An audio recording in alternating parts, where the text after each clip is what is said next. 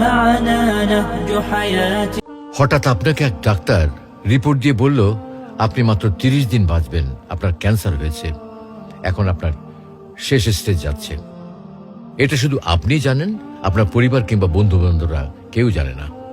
এখন এই রিপোর্ট পাওয়ার পরে আপনি বাসায় গেলেন, প্রতিদিনের মতো আজকেও আপনার বাবা আপনাকে বকাঝকা শুরু করলো, তোকে দিয়ে কিচ্ছু হবে না, সারাদিন কোথায় থাকিস, তুই অকাজের ছেলে, ইত্যাদি ইত্যাদি। এই মধ্যবিত্তের বাবার যেমন হয় আর কি। তখন কি প্রতিদিনের মতো আজও আপনি তর্ক করা শুরু করবেন, নাকি প্রাণ ভরে বাবার বকাগুলো শেষবারের মতো আরেকবার শুনে নেবেন? হঠাৎ আপনার মা এসে আপনাকে বলল, নে বাবা ভাতটা খেয়ে নে। আপনার মনে হবে এই বুঝি আপনার মায়ের শেষ হাতের খাওয়া, আপনি আর বাঁচবেন না। আপনি পরম তৃপ্তি নিয়ে খাবেন এবং আপনার কাছে মনে হবে এটা আপনার শ্রেষ্ঠ খাবার, যদিও ডাল ভাত হোক না কেন। আপনি বের হলেন, পুরনো এক বন্ধুর সাথে দেখা, আপনি যাকে মোটেও সহ্য করতে পারেন না, সবসময় তার সাথে কথা কাটাকাটি হয়, আজকেও সে আপনাকে কিছু কথা শুনিয়েও দিল। আচ্ছা, এখন কি আপনি তার সাথে তর্ক শুরু করে দেবেন? মোটেও না। আপনি হয়তো তাকে জড়িয়ে ধরবেন এবং বলবেন, দোস্ত ভালো থাকিস।